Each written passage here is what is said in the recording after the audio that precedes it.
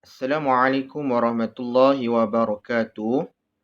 Alhamdulillahirabbil alamin wassalatu wassalamu ala asyrafil anbiya'i wal mursalin wa ala alihi wa sahbihi ajma'in. Jadi insya-Allah hari ini kita akan sambung pelajaran kita. Kita sudah masuk minggu lepas berkenaan dengan mad far'i. Jadi macam ustaz dah sebut, dalam mad far'i ni ada banyak hukum yang kita akan belajar. 12 hukum yang kita akan belajar.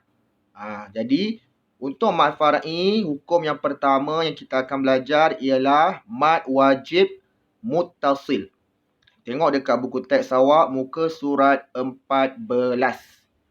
Buka buku teks muka surat 14. Okey. Perhatikan betul-betul tajuk dia iaitu mad wajib muttasil.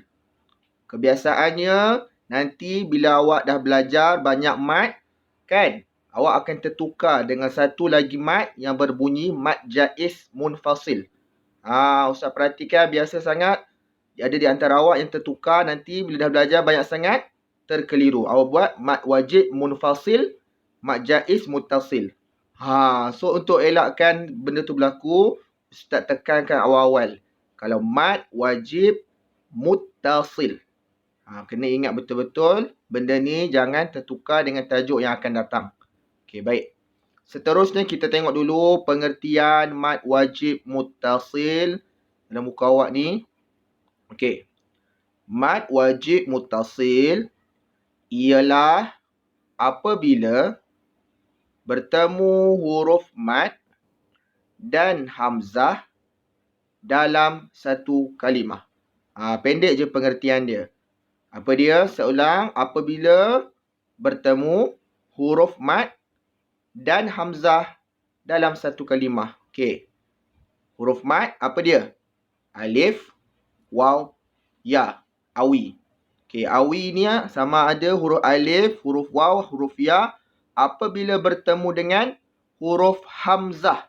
Huruf hamzah sahaja. Dan pertemuan itu berlaku di dalam satu kalimah.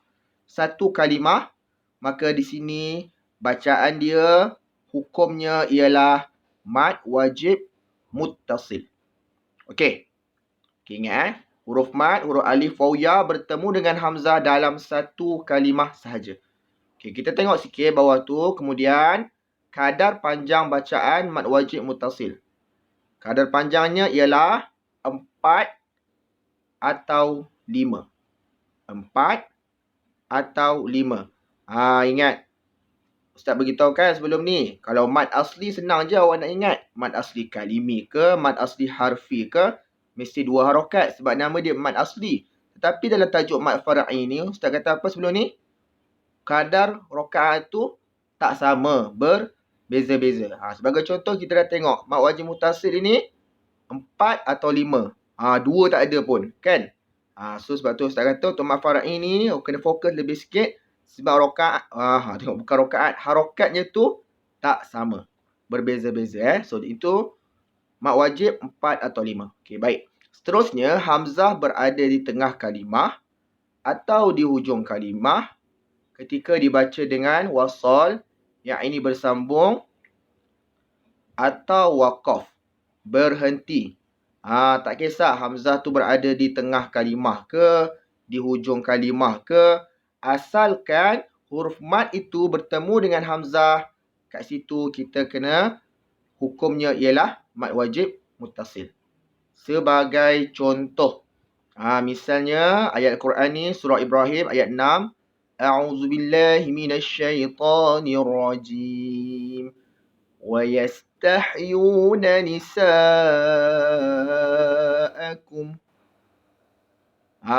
Mana mad wajib muttasilnya? Dekat sini, nampak tak? Nisa ada alif, alif huruf apa? Huruf mad. Bertemu dengan hamzah dalam satu kalimah. Jadi kena baca panjang 4 atau 5. Nisa'akum. Boleh? Okey, seterusnya. 4 atau 5 atau 6 harakat. Ini masa bila pula Ustaz? Kenapa ada 6 ni? Okey, baik. Kita pelik kan? Tadi Ustaz ajar ada 4 atau 5 je. Kenapa tiba-tiba ada 6? Okey, boleh jadi kadang-kadang kita perlu baca dengan 6 ataupun boleh baca dengan 6.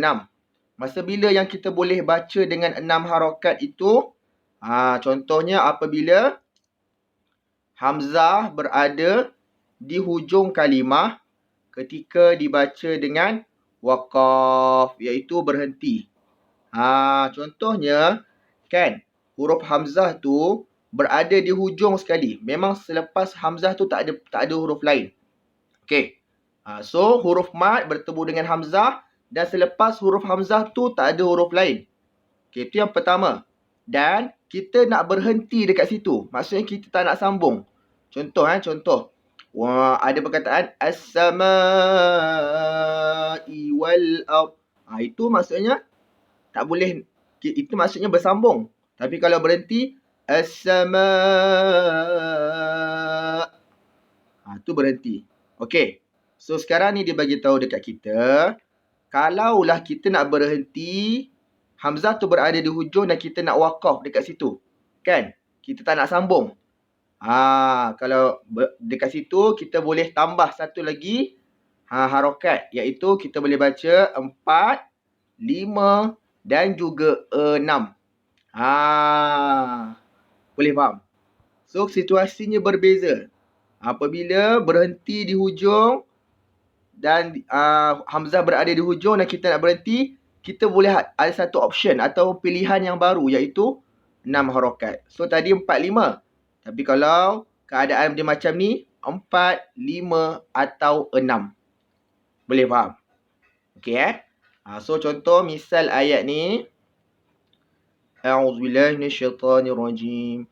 قد نرى تقلب وجهك في السماء. Kita boleh pergi sampai 6 harakat. Kalau kita berhenti. Okey.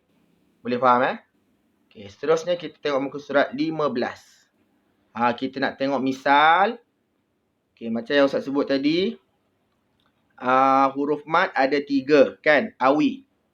Yang ni untuk alif, yang ni untuk waw, yang ni pula untuk ya. Okay, kita tengok dulu yang alif. Bermakna huruf mad di sini alif bertemu dengan hamzah di dalam satu kalimah. Contohnya minas sama. Okey, nampak tak? Dekat situ alif bertemu hamzah. Seterusnya bacaan seterusnya. Abna'akum.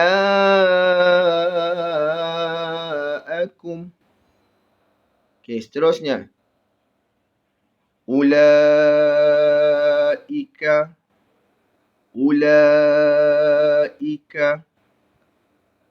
Boleh? Nampak tak? Kesemuanya ada huruf alif yang bertemu dengan hamzah di dalam satu kalimah. Nampak tak semua satu kalimah? Okey, seterusnya untuk yang kedua pula. Huruf mat yang kedua iaitu huruf waw. Waw bertemu dengan hamzah di dalam satu kalimah. Contoh yang pertama. Bisu. Okey, ikut ya dekat rumah. Jangan dengar je, ikut sekali. Okey, contoh kedua. Quru.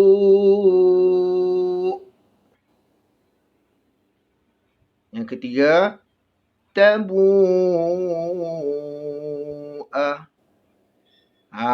Okey. Itu contoh-contohnya. Perlu dibaca 4 atau 5. Dan kalau berada di hujung, kita boleh baca 6 juga. Okey, yang ketiga. Okey, ya. Huruf matnya ialah ya bertemu dengan hamzah di dalam satu kalimah. Contoh. Waji'a. Yang kedua. Hani'a.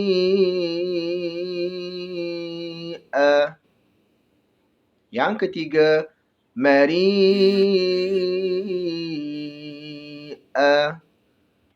Boleh nampak tak? Huruf ketiga-tiganya ada huruf ya, iaitu huruf mad bertemu dengan hamzah di dalam satu kalimah. Okey. Seterusnya kita tengok sikit yang bawah ni. Ini penting juga ya, jangan tak baca. Walaupun dia kecil kat situ bawah tu, kena baca juga. Okey. So kita baca yang pertama, dinamakan mad wajib muttasil. Kenapa kita panggil dia mad wajib muttasil? Okey, kerana ulama qiraat mewajibkan mad ini dibaca lebih daripada 2 harakat. Jadi kalau orang soalan tanya kenapa dinamakan mad wajib muttasil? Ada perkataan wajib tu kerana apa? Kerana ulama qiraat iaitu ulama al-Quran mengatakan wajib baca lebih daripada 2 harakat. Tak boleh baca 2 harakat atau kurang. Kena lebih iaitu 4 atau 5. Boleh? Okey, seterusnya. Erti muttasil. Kenapa? Apakah itu erti muttasil? Yang ada pada perkataan mad wajib muttasil kan? Kita nak tahu juga apa maksud muttasil tu. Okey. Muttasil itu ialah berhimpun. Berhimpun. Berhimpun apa di sini? Berhimpun huruf mad dan hamzah dalam satu kalimah. Berhimpun huruf mad dan juga hamzah dalam satu kalimah. Sebab tu disebut muttasil. Okey. Boleh ya? Okey, jadi insya-Allah itu sahaja untuk tajuk kali ini. Kita akan buat beberapa latih tubi insya-Allah supaya awak ingat tajuk ini dengan baik. Jadi itu sahaja. Assalamualaikum warahmatullahi wabarakatuh.